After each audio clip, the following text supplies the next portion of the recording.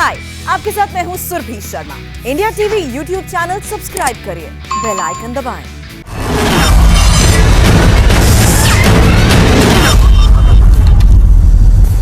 कुरुक्षेत्र में हमें ज्वाइन कर रहे हैं भारतीय जनता पार्टी के राष्ट्रीय प्रवक्ता संबित पात्रा जी, और उनके अलावा हमारे दो सहयोगी हमारे साथ हैं, भास्कर मिश्रा जो कि दिल्ली सरकार पर नजर रखते हैं, और गोनिका अरोड़ा जो कि अदालती कार्रवाइयां हमारे लिए कवर करती हैं। मैं दर्शकों को ये बताना चाहता हूं कि आज के इस बहस में, इस डिबेट में हमने आम आदमी पार्टी की प्रवक्ता को भी बुलाया था, दिल्ली सरकार के नुमाइंदे को बुलाया था, लेकिन उन्होंने ज्वाइन नहीं किया है। अब किस वजह से हम नहीं कह सकते हैं, लेकिन उनके प्रवक्ता को हमने बुलाया, वो आज इस चर्चा में शामिल नहीं हुए हैं। आपसे थोड़ी देर पहले हाईकोर्ट की तरफ से जो टिप्पणियां की गई हैं वो दिल्ली सरकार की, अरविंद केजरीवाल सरकार के लिए बहुत ज्यादा सख्त थी। यहां तक अदालत को कहना पड़ा है कि अगर आप हालात नहीं संभाल सकते हैं तो हम ये काम केंद्र की सरकार को दे सकते हैं। दिल्ली के अस्पतालों में ऑक्सीजन की कमी है, डॉक्टर टीवी पर आकर रो रहे हैं, अस्पताल के मालिक कह रहे हैं कि हमारी आंखों के सामने हम अपने मरीज को मरता हुआ देख रहे हैं, सिर्फ इस वजह से कि हम उसे सांस नहीं दे पा रहे, ऑक्सीजन नहीं दे पा रहे हैं। इसको लेकर आज फटकार लगाई है दिल्ली हाईकोर्ट ने अरविंद केजरीवाल सरकार को। संबित पात्रा जी, लेकिन उन्होंने इशारे में यह भी कह दिया है कि किसी को तो ये जिम्मेदारी लेनी पड़ेगी। अगर ये राज्य की सरकार नहीं करेगी तो फिर ये काम केंद्र को करना पड़ेगा। देखिए सौरभ जी, आपने सही कहा, जिम्मेदारी हम सबको लेनी पड़ेगी, और ये हमारे देश की जनता है, सरकार चाहे किसी की भी हो, और बिल्कुल रेस्पॉन्सिबिलिटी के साथ, अपनी जिम्मेदारी के साथ केंद्र सरकार अपनी जिम्मेदारी को वहन करेगी, और जैसा कोर्ट कहेगी हम कोर्ट की आज्ञा का पालन करेंगे।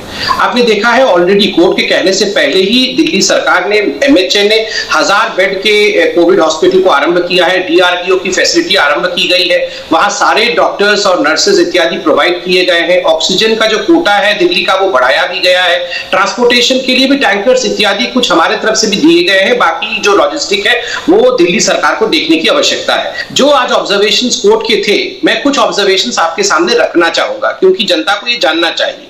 Gate your house in order, enough is enough, if you can't do it tell us, we will ask the central government to take over, people are dying. ये एक बहुत मुख्य ऑब्जर्वेशन था। दो तीन बातें ऑब्जर्वेशन में आज जो हुआ है मैं आपके साथ साझा करना चाहूंगा। मैं आपके साथ डिबेट में 3 दिन पहले था जब जयपुर गोल्डन के हॉस्पिटल के अंदर 20 मरीजों की दुखद मृत्यु हुई थी ऑक्सीजन की कमी के कारण। आज उसकी जब सुनवाई हुई है तो कोर्ट ने क्या कहा है, और कोर्ट में जो काउंसिल सचिन दत्ता जी जो कि काउंसिल है जयपुर गोल्डन हॉस्पिटल के, उन्होंने क्या कहा है वो सुनना चाहिए। Senior Advocate Sachin Datta for Jaipur Golden Hospital. I got 3.6 metric ton oxygen. I was supposed to get that by 5 p.m. I didn't. I normally was in touch with my supplier. Supply chain is disrupted by the Delhi government. Secondly, INOX should directly send me the dispatch note. The bureaucratic machinery of Delhi government has completely failed. Datta. Mr. Datta endeavor since yesterday has been to malign and politicize. ये आम आदमी party कह रही है। और सबसे बड़ी बात, enormous SOS calls were made. They arranged something from AIIMS, but it was some minutes late. There is shortage and uncertainty. Delhi government doesn't understand the supply chain. ये हम नहीं कह रहे हैं, ये जयपुर गोल्डन के जो काउंसिल है उन्होंने कहा। देखिए, एक बात हमें समझने की आवश्यकता है, और आज मैं तो आम आदमी पार्टी के प्रवक्ता भी सुन रहे होंगे और अरविंद केजरीवाल भी इंडिया टीवी देखते हैं, मैं उनसे भी रिक्वेस्ट करूंगा कि आप अपने स्पोक्सपर्सन्स को भेजिए। परिस्थिति अगर विभत्स होती है तो हम लोगों को डिस्कशन करना चाहिए, डिबेट नहीं, डिस्कशन करना चाहिए, रास्ता निकालना चाहिए। छुपना कोई सोल्यूशन नहीं होता है, टीवी पे जरूर आना चाहिए। मैं रिक्वेस्ट करूंगा कि अभी 7 बजे तक डिबेट है, आप आम आदमी पार्टी के स्पोक्सपर्सन्स आए, गलती हुई है उनसे, गलती को सुधारा जा सकता है, इस विषय पे आके डिबेट और डिस्कशंस करें। और देखिए, आज हिंदुस्तान की सरकार ने 20 cryogenic tanker, 20 cryogenic tankers import किए हैं बाहर के देशों से। दिल्ली में भी उनमें से कुछ भेजा जाएगा और दिल्ली की स्थिति को सुदृढ़ किया जाएगा। क्योंकि प्रवक्ता नहीं है आम आदमी पार्टी के, इसीलिए आपकी बातों का काउंटर करने के लिए तो कोई नहीं है। लेकिन भास्कर, क्योंकि दिल्ली सरकार से बात करते रहते हैं, क्या जवाब है भास्कर दिल्ली सरकार के पास इस बार? सिर्फ आज जो हाईकोर्ट ने कहा है सिर्फ उस पर ही नहीं, बल्कि दिल्ली के अंदर 1 हफ्ते से लगभग ऑक्सीजन की कमी को लेकर, मैं शब्द इस्तेमाल कर रहा हूं, कत्लेआम मचा हुआ है। इसके लिए क्या जवाब है उनके पास? देखिए, जवाब सरकार के पास में बहुत कुछ नहीं है, ये हमने देखा है। आपको याद होगा जब ऑक्सीजन की किल्लत शुरू हुई थी उसके अगले दिन ही अपने दर्शकों को हमने बताया था कि एलजी ऑफिस से हमारी बात हुई है। उनका ये कहना था कि सप्लाई जो है वो लगभग दुरुस्त कर ली गई है, सप्लाई चेन की जरूरत है, वो पहुंचे कैसे इसकी जरूरत है, ऑक्सीजन की कमी नहीं है। और ये वहां से हो गया था। उसके बाद की जिम्मेदारी दिल्ली सरकार के पास में है कि कैसे पहुंचता है तमाम हॉस्पिटल्स के पास में ऑक्सीजन।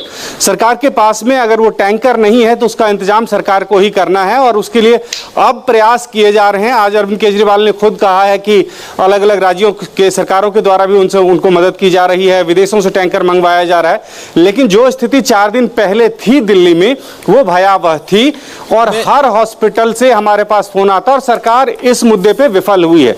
इसके अलावा अगर आप दवाइयों की बात करें तो दिल्ली में कम से कम 20-25 लोग ऐसे हैं जो ये रेमडेसिविर की दवाई मैं भास्कर दवाइयों पे अलग से बात करना चाहता हूं क्योंकि पहले हम विषय को अलग अलग रख के बात करें। मैं सिर्फ ऑक्सीजन की बात करना चाहता हूं। ये हम सब जानना चाहते हैं, मैं भी दर्शक भी, कि क्या दिल्ली को पर्याप्त ऑक्सीजन मिल रही है। मैं उसकी बात नहीं कर रहा कि अस्पतालों को पहुंच रही है या नहीं। क्या दिल्ली को जितनी ऑक्सीजन की दरकार है उतना कोटा दिल्ली को दिया गया है? इसके बारे में दिल्ली सरकार क्या कहती है?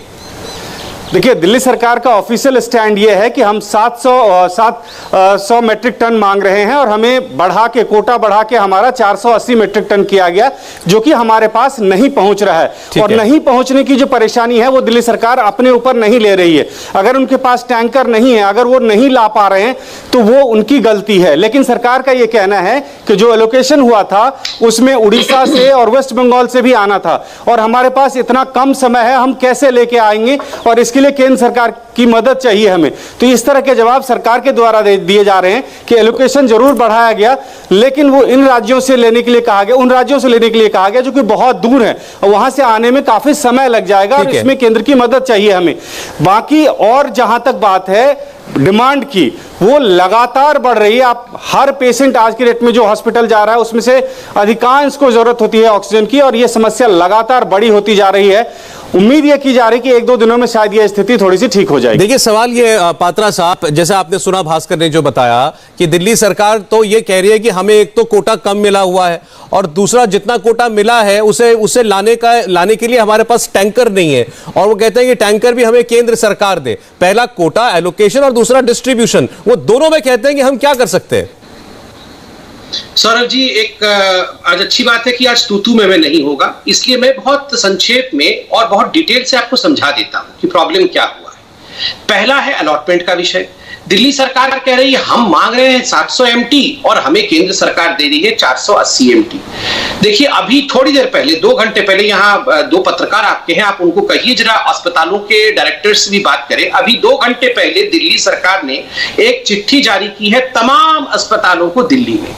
उसमें अस्पतालों को धमकाया गया है और कहा गया है कि आपके पास स्टोरेज क्यों नहीं। आप याद रखिए, दिल्ली के अस्पतालों के पास अमूमन स्टोरेज कैपेसिटी कम होती है, किसी के पास इतनी स्टोरेज कैपेसिटी नहीं है जितनी आज आवश्यकता थी और किसी ने उन्हें स्टोरेज कैपेसिटी बढ़ाने के लिए केजरीवाल जी की सरकार ने पहले से कहा नहीं था।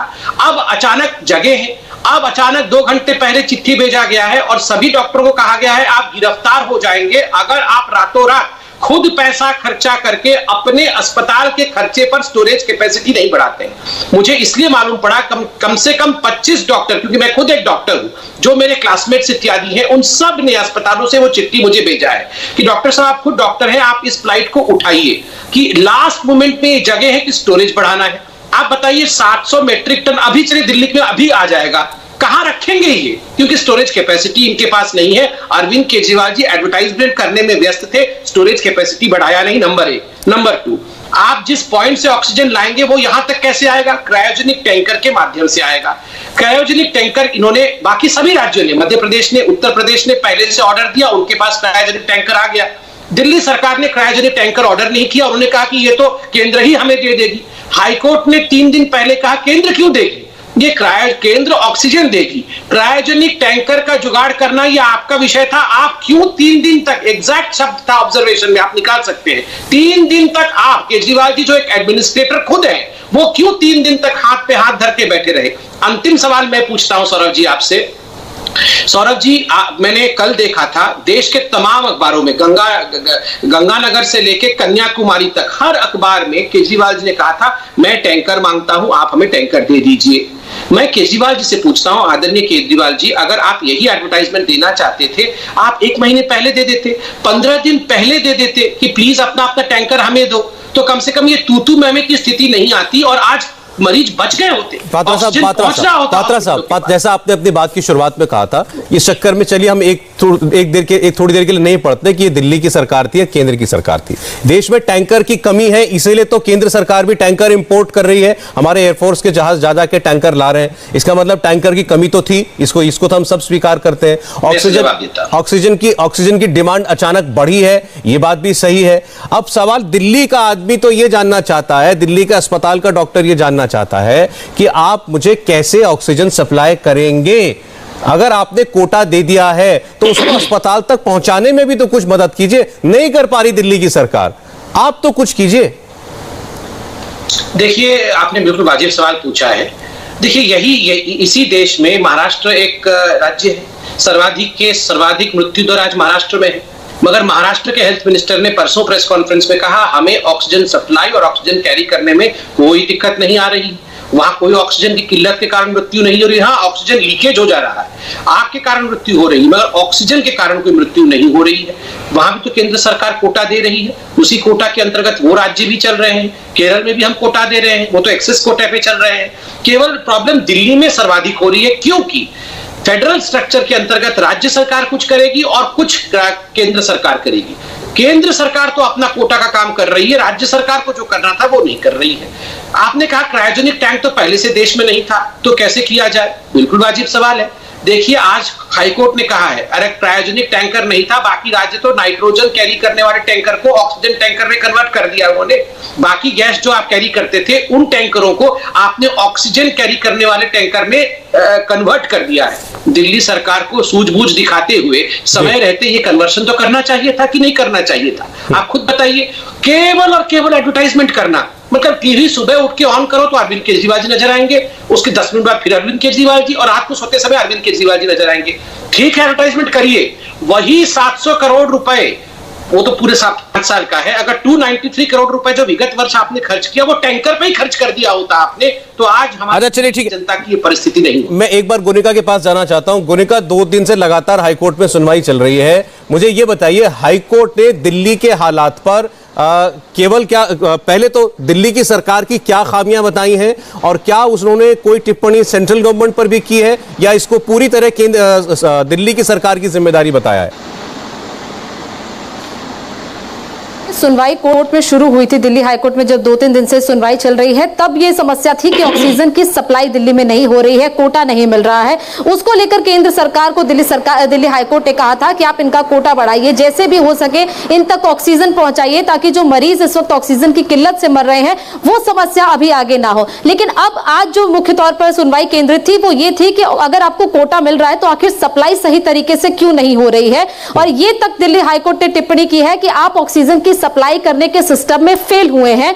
जिस तरीके से सप्लाई की जानी थी, कि अस्पतालों को कितनी सप्लाई करनी है, आपके पास वो डेटा नहीं है। इसके अलावा जो 2 बड़े सप्लायर दिल्ली में जो कई अस्पतालों को ऑक्सीजन सप्लाई करते हैं, आखिर उनका नाम आपके ऑर्डर्स में क्यों नहीं है? एक सप्लायर का नाम लिया, वो सप्लायर कोर्ट पे पेश भी हुआ, उसने सीधा ठीकरा दिल्ली सरकार पर फोड़ा है कि दिल्ली सरकार उन्हें बता ही नहीं रही है कि सिस्टम को मैनेज कैसे करना है, कहां सप्लाई करनी है। आप ये कह रही हैं कि दिल्ली में ऑक्सीजन सप्लाई करने वाले ऐसे वेंडर भी हैं जिनसे दिल्ली की सरकार ऑक्सीजन मांग ही नहीं रही है?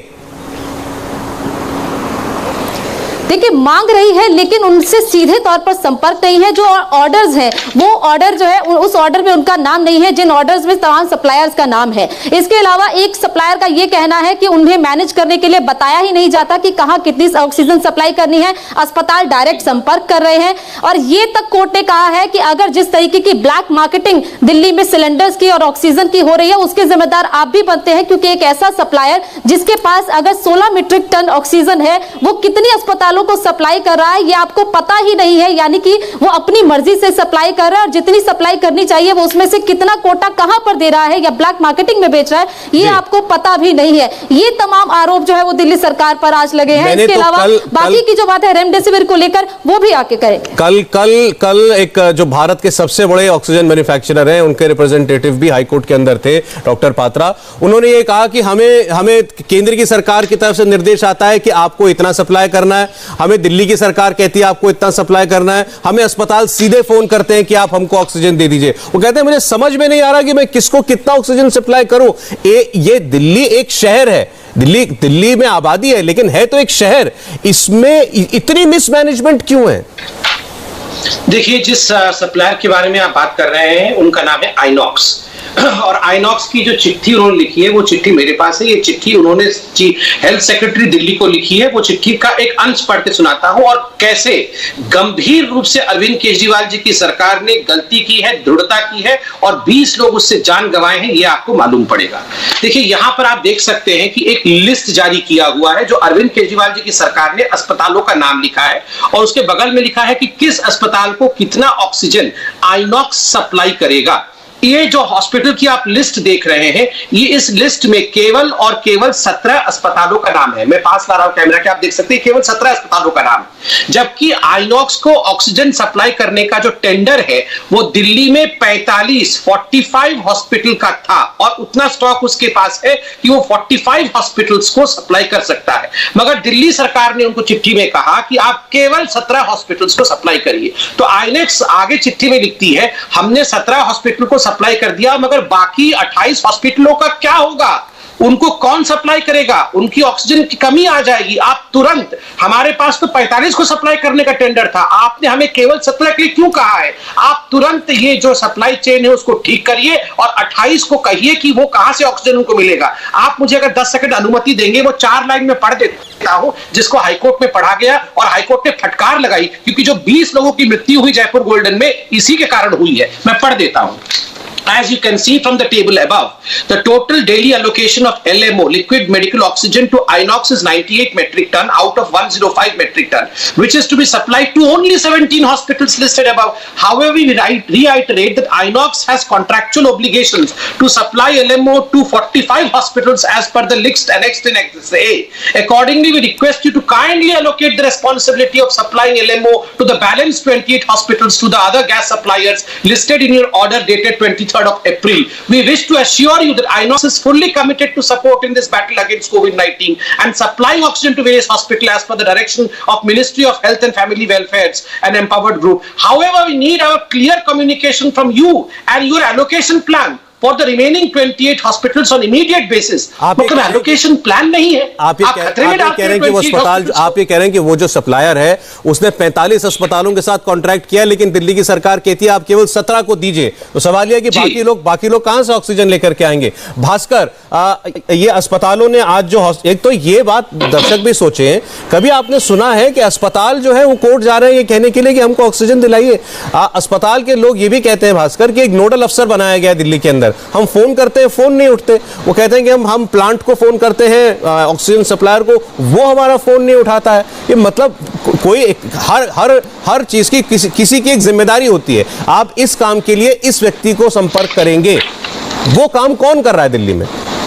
देखिए, 2-3 कमेटी एक तरह से बनाई गई थी। एक तो नोडल ऑफिसर्स बनाए गए थे जो कि हर दिन शाम 5 बजे तक हॉस्पिटल्स को बताना था कि उनकी रिक्वायरमेंट कितनी है और वो फिर उस हिसाब से अरेंज करेंगे। एक वॉर रूम टाइप से बनाया गया था जिसमें तमाम अधिकारी बैठते हैं और वो जो लगातार स्थिति हॉस्पिटल की होती है वो मॉनिटर करते हैं और आगे उनकी रिक्वायरमेंट पूरी करने की कोशिश की जाती है। ये ऑफिशियल बात है, इस पे मीटिंग भी हुई थी और इसके वीडियोज भी आए थे।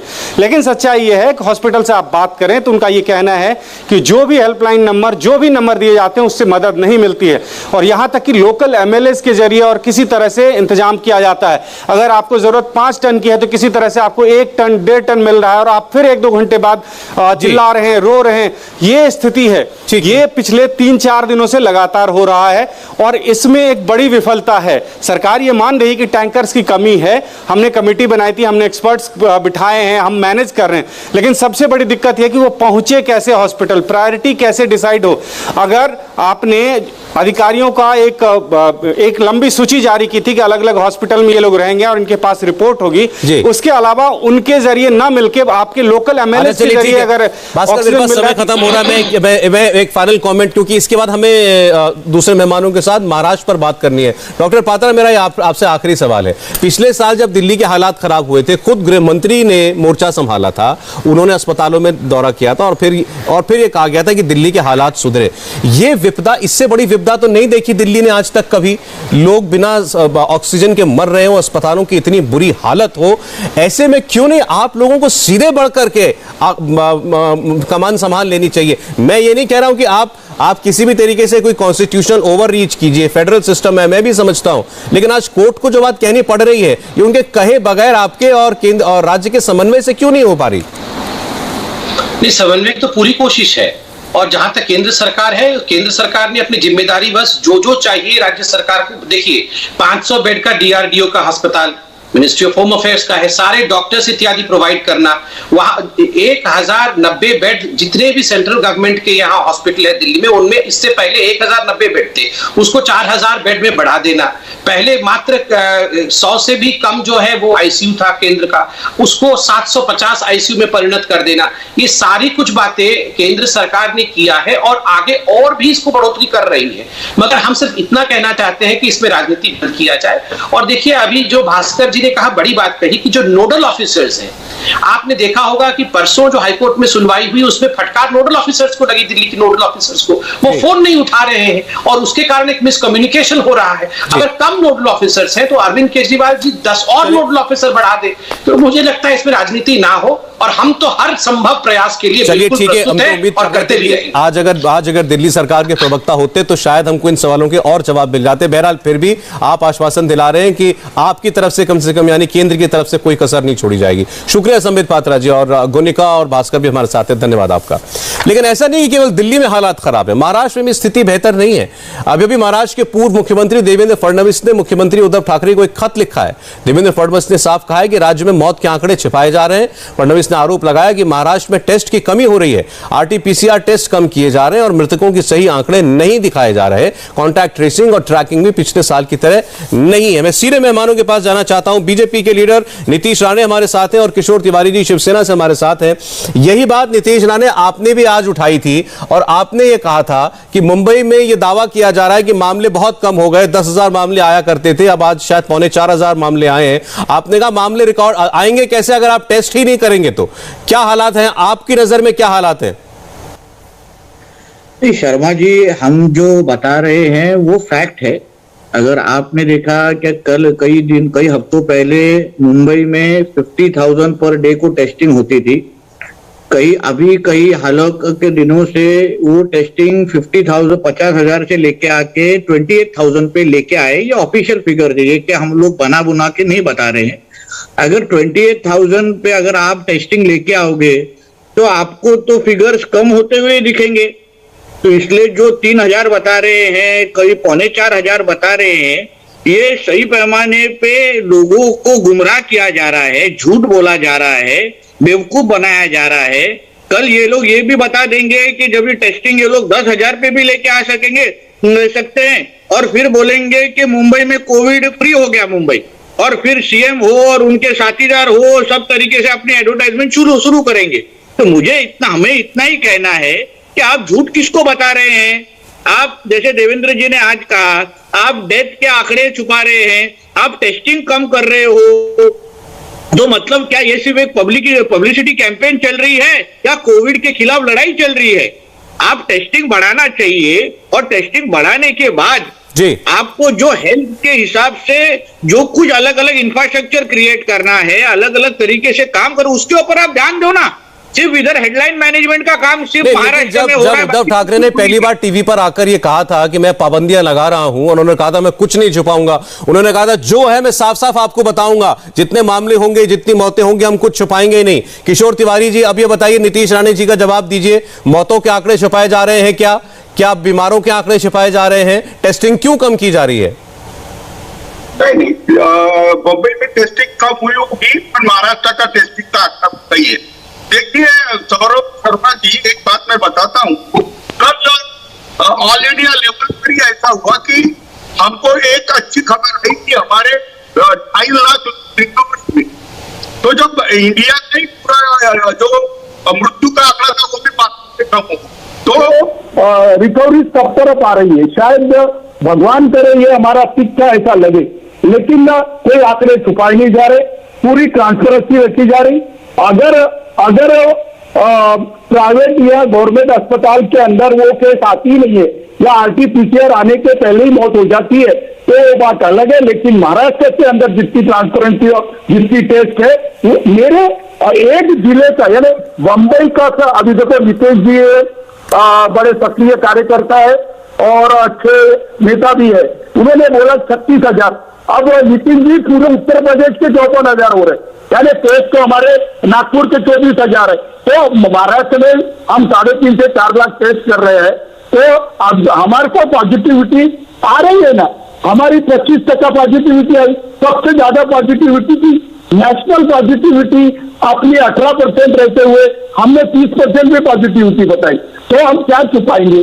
अभी देखिए नहीं सवाल ये मेरा सवाल तो आपसे सीधा था। एक मिनट किशोर तिवारी जी, मेरा सवाल सीधा था। कितने एक्चुअल टेस्ट हो रहे थे नीतीश राणे बताएंगे? वो अचानक टेस्ट गिर करके 20,000 तो नहीं हो सकते? एक दिन के अंदर आंकड़े जो है महाराष्ट्र के वो 60-65 हजार से 40,000 तो नहीं हो सकते? ऐसा चमत्कार हो, भगवान करे ऐसा चमत्कार हो, लेकिन ऐसा होता मैंने कभी देखा नहीं है कि एक दिन के अंदर 20,000 मामले कम हो जाते हैं अचानक से, या एक दिन के अंदर टेस्टिंग जो है वो 50,000 टेस्टिंग हो रही थी वो 20,000 टेस्टिंग हो जाती है। नीतीश राणे देखिए शर्मा जी, आप समझ यहाँ पे हम सब मुंबई के बारे में बात कर रहे हैं। मुंबई के बारे में कल से जो कुछ न्यूज आ रही है और अलग अलग लोग ट्विटर के ऊपर लॉकडाउन और अलग अलग चीजों के बारे में जो बता रहे हैं कि लॉकडाउन सक्सेसफुल हो गया है, जब हम लोग ने इसके बारे में थोड़ा स्टडी किया तभी हमको ऐसा मालूम पड़ा कि टेस्टिंग ही कम हो रही है। जब 28,000 दिन की सिर्फ टेस्टिंग होती थी, जहां 50,000 होती थी, उसको लेके आके 28,000 पे लेके आए।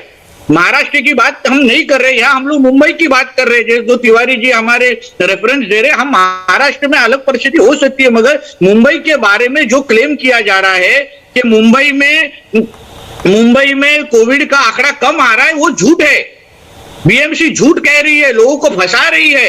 हमारी इतनी मांग है कि आप टेस्टिंग बढ़ाओ, सिर्फ 50,000 क्यों, ज्यादा से ज्यादा लोगों को टेस्टिंग करने दो, फिर उसके अंदर जो कोई पॉजिटिव आए उसका पर आप ट्रीटमेंट करो ना। वैसे भी इतने बेड बढ़ाए जा रहे हैं, केंद्र सरकार हमारी बहुत बड़े पैमाने पे मुंबई को आज मदद कर रही है, महाराष्ट्र सरकार को मदद कर रही है। आज ऑक्सीजन आ रहे हैं, वेंटिलेटर आ रहे हैं, वैक्सीन भी सबसे ज्यादा दिए जा रहे हैं, रेमडेसिविर सबसे ज्यादा महाराष्ट्र को ही दिया है। इतनी सारी मदद होने के बावजूद फिर मुंबई में आंकड़े क्यों छुपाए जा रहे हैं? इनका कहना ये था, इन्होंने अभी एक बात कही, वो टेक्निकली उतनी बात ठीक है जो किशोर तिवारी ने कहा, टेस्ट जितना भी हो रहा हो हम पॉजिटिविटी रेट तो नहीं छुपा रहे, यानी जितना सैंपल हमारे पास आता है उसमें जितना पॉजिटिव है वो ये बता देता है कि संक्रमण की दर क्या है। तो वो तो कह रहे हैं कि संक्रमण की दर हमारे यहाँ काफी है, लेकिन इनका पॉइंट भी सही है किशोर तिवारी जी, आप टेस्ट नहीं करेंगे तो बीमार आदमी को यह कैसे पता चलेगा कि उसको अस्पताल की जरूरत है, उसको इलाज की जरूरत है? वो तो अपने आप को ठीक मान के चलता रहेगा और वो संक्रमण बांटता भी रहेगा। देखो सौरभ, आईसीएमआर के प्रोटोकॉल डेली चेंज हो रहे हैं। महाराष्ट्र में जो म्यूटेंट है ये B1617 का भी बड़ा प्रकोप है। तो अभी मैं बता रहा हूँ, राणे जी जो कह रहे हैं, तो ट्रेसिंग अगर कम है तो मैं बीएमसी कमिश्नर को ये अपडेट करूंगा, लेकिन हमारा डेडिकेशन कोरोना को फाइट करने का गलत है या प्रोपागेंडा पे हम बेस करते हैं, ऐसा नहीं है। हमारे महाराष्ट्र में हमने तो 65,000 मौतें बताई है, सबसे एक्टिव केसेस हमने ही बताई है। अगर छुपाना है तो उत्तर प्रदेश पे नजर जा रही है कि और बंगाल पे जा रही है, जहां अभी हजारों में केस आ रहे थे और 7 दिन पहले सैकड़ों में आ रहे थे। तो हमारे ट्रांसपेरेंसी पे आप शक मत कीजिए। आपको हमारे साथ मिलकर काम करना है, क्योंकि लोग किसी पक्ष के नहीं होते, मरने वाला कोई पार्टी का नहीं होता। मैं नीतीश जी आपका बहुत प्रशंसक हूँ, लेकिन आप राजनीति मत करो। राजनीति करने से लोगों को नागवार गुजर रहा है। हमारे देवेंद्र फडणवीस जी सत्ता में आने से मचल गए हैं, तो उनको तो लोग सुना ही रहे, लेकिन नारायण राणे तो ऐसे नहीं है, वो तो विरोधक है। तो आपका तो देवेंद्र फडणवीस के जान में जा रहा है। ये जवाब देंगे। मैं एक तस्वीर, अगर वो तस्वीर हमारे पास है तो, बीड जिले की एक तस्वीर आई थी आज, वो देख करके भी दिल दहल जाता है। एक एम्बुलेंस के अंदर मेरे ख्याल में 22 शव रखे हुए थे, एक एम्बुलेंस के अंदर शव ठूसे हुए थे। ये देखिए आप, एक के ऊपर एक लाशें पड़ी हुई हैं, एक एम्बुलेंस के अंदर दर्जन भर से ज्यादा शव। ये हालत ये दिखाई जा रही है। और इसके बारे में जब अस्पताल से कहा गया तो अस्पताल ने कहा कि हमारी जिम्मेदारी तो केवल म्युनिसिपैलिटी को बता देने की होती है, फिर वो ले जाते हैं और अंतिम संस्कार करते हैं। लेकिन क्या मौत के बाद भी थोड़ी भी गरिमा हम नहीं दे सकते उस व्यक्ति को, उसके परिवार को? नितेश राणे, ये तस्वीर आपने भी देखी होगी शायद। शर्मा जी, इस तरीके की तस्वीर आज पूरे महाराष्ट्र में दिख रही है। तिवारी जी कुछ भी कहे, मगर आज मिसमैनेजमेंट पूरी महाराष्ट्र में दिख रही है। हम किसी भी तरीके की राजनीति करना नहीं चाहते, मगर अगर कुछ गलत हो रहा है तो उसके बारे में बताना, उसके बारे में सरकार के पास उसको लेके आना, ये हमारी जिम्मेदारी है। आखिर में हम भी लोगों के लिए काम करने वाले कार्यकर्ता हैं, और अगर कुछ गलत हो रहा है तो उसके ऊपर ध्यान डाल देना चाहिए। आज आपने जो तस्वीर दिखाई, ये क्या सिर्फ बीड जिले की नहीं है, ये आज महाराष्ट्र के हर जिले में, ये महाराष्ट्र के सरकार की जो महाराष्ट्र के सरकार का जो फेलियर है उसको ये जीता जाता सबूत है। आज हमारे सीएम जो है वो बहुत दिनों से, महीनों से घर से बाहर भी नहीं निकले हैं। वो घर पे बैठ के सब कुछ चीज करने की कोशिश करते हैं। आज ग्राउंड के ऊपर आज महाराष्ट्र सरकार की तरफ से कुछ काम नहीं हो रहा है। अभी तिवारी जी जो है उन्होंने पूरी मालूमात लेनी चाहिए। हम कोई राजकीय टीका टिप्पणी यहाँ नहीं करना चाहते, हम राजनीति नहीं करना चाहते। आप सुना रहेगा कुछ दिनों के पहले रेमडेसिविर 50,000 रेमडेसिविर हमारे कोई सहयोगी महाराष्ट्र सरकार को देना चाहते थे, महाराष्ट्र के सरकार को देना चाहते थे, तभी इन्होंने वो रेमडेसिविर के ओनर को, मालक को ही ये राजनीति नहीं, वो देखिए वो तो मामला बहुत उलझा हुआ है राणे साहब, वो दवा का मामला तो बहुत उलझा हुआ है। वो कंपनी सीधे महाराष्ट्र सरकार को दवा क्यों नहीं दे रही थी, उसके लिए आपको बीच में क्यों पढ़ना पड़ा था? कंपनी सीधे देती ना जाके महाराष्ट्र सरकार को दवा। जो एफडीए के मिनिस्टर है शर्मा जी, महाराष्ट्र के एफडीए जो मिनिस्टर है, उन्होंने ऑफिशियल स्टेटमेंट दिया है कि वो कंपनी हमको दवाई दे रही थी और हम ही वो सारा का सारा लोगों के लिए देने वाले थे। आप पूरा इंफॉर्मेशन लेना चाहिए। मगर मुझे ऐसा कहना है, जब भी हम महाराष्ट्र की बात करते हैं तभी ये गवर्नमेंट के सारे लोग उत्तर प्रदेश, गुजरात, गोवा का बात करते हैं। आप महाराष्ट्र का बात करो ना, आपको जिम्मेदारी दिया है ना महाराष्ट्र का, तो आप महाराष्ट्र के लोगों जवाब लेता हूं मैं। किशोर तिवारी बोलिए, जवाब लेता हूं, 1 मिनट सुनिएगा, बोलिए। देखिए, मैंने नितेश का पूरा सुना, मुझे बोलने दो। आज महाराष्ट्र में 1.5 करोड़ वैक्सीनेशन किया है और महाराष्ट्र टॉप कर रहा है। वैक्सीनेशन में हम टॉप है, लेकिन ये बंबई एक ऐसा शहर है जहां दुनिया के लोग आते हैं और जिसकी डेंसिटी दिल्ली के बराबरी है। अभी आप देखिए, जितना मैनेजमेंट बंबई का है वो मैनेजमेंट हेल्थ केयर का और कहीं नहीं है। और ये सब चीजें रहते हुए केवल अब ये रेमडेसिविर की बात आपने की, तो सौरभ शर्मा आपने बता दिया कि राजनेताओं ने दवाइयों का वितरण नहीं करना चाहिए। और अभी आईसीएमआर के तरफ से एडवाइजरी भी निकली है कि रेमडेसिविर ऐसा सड़कों पे बांटना नहीं चाहिए। इनके जलगांव के नेता ने बांटा, उस पर भी कानूनन कार्रवाई हुई है। तो मैं तो चाहता हूं कि नितेश राणे, तुम भी फील्ड में उतरो, जैसे हम लोग हैं, सब लोग मिलकर काम करेंगे। महाराष्ट्र से बुरे समय से जा रहा है और भारत भी बुरे समय से जा रहा है। ये राजनीति का समय नहीं है। आप राज तिलक की तैयारी करके बैठे हो, वो तो होने वाला नहीं है। लेकिन आप ऐसा, अब देखिए, अब राज तिलक की बात करके अब आप पॉलिटिक्स कर रहे हैं ना। देवेंद्र का समझ सकता हूं, अगर ये आपको कह रहे हैं टेस्टिंग बढ़ाने के लिए, तो आप इनको कहते हो कि आपको राज तिलक चाहिए। कोई तो आपको अगर कोई कमी दिख रही है तो कोई बताए या नहीं बताए? नहीं सर, टेस्टिंग बढ़ा देंगे। सर टेस्टिंग का कैसा है, टेस्ट देखो सर, जो पॉजिटिव होता है उसकी ट्रेसिंग की जाती है। आपने बंबई में 50% हार्ट इम्यूनिटी हुई है, ये भी तो आप समझ लो। अरे उनका पीक आते गया और कितने नाइंसाफ लोगों को मारोगे, ये तो गलत है। आप ट्रेसिंग के नाम पर और टेस्टिंग के नाम पर बहुत बड़ा जंजाल है। आप समझ लो, अगर महाराष्ट्र से की ट्रेसिंग और टेस्टिंग पूरे इंडिया में कहीं नहीं हो रही, उसके बावजूद भी ये लोग ऐसा बोलते हैं, तो इनको शर्म आनी चाहिए। ये तो आंकड़े ये नहीं बोल रहे, मैं नहीं बोल रहा, ये तो आंकड़े बोल रहे हैं और छपे हुए आंकड़े बोल रहे हैं और सरकार के आंकड़े बोल रहे हैं और सरकार आपकी है। नीतीश राणे, फाइनल कमेंट, समय मेरे पास बहुत कम है। मुझे इतना ही कहना है शर्मा जी कि तिवारी जी अपने सरकार से बात करें। हम इतना ही चाहते हैं कि महाराष्ट्र कोविड मुक्त हो जाए, महाराष्ट्र में टेस्टिंग ज्यादा हो, मुंबई में टेस्टिंग ज्यादा हो, उसके बाद जो कोई साथ में करेंगे। हमको राजनीति नहीं करना है। आज जो वैक्सीनेशन की बात होती है शर्मा जी, आज हमारे केंद्र सरकार ने ज्यादा से ज्यादा वैक्सीनेशन महाराष्ट्र को दी है, इसलिए तो ये लोगों को ज्यादा से ज्यादा वैक्सीनेशन कर पाए हैं। तो मेरा इतना ही कहना है, चलो सब साथ में आके महाराष्ट्र को इस प्रॉब्लम से बाहर निकलते हैं। इसलिए कोई भी झूठ न बोलते हुए, कोई भी छुपाई चीज नहीं करते हुए हमको महाराष्ट्र के लोगों के लिए काम करना है। समय थमता, बहुत बहुत धन्यवाद नीतीश राणे जी। किशोर तिवारी जी, आपका हमसे आज बात करने के लिए मुद्दा यह था कि कहीं भी न तो मामले छिपाए जाएं, न मौतें छिपाए जाएं, क्योंकि ऐसा करने से हम सिर्फ अपनी आंखें बंद करके खुद को ही धोखा देंगे। आगे बढ़ेंगे, वक्त हो गया क्रिकेट धमाका का। Delhi Capitals royal Challengers Bangalore के बीच टक्कर पर मैच प्रीव्यू बस 100 सेकंड के बाद।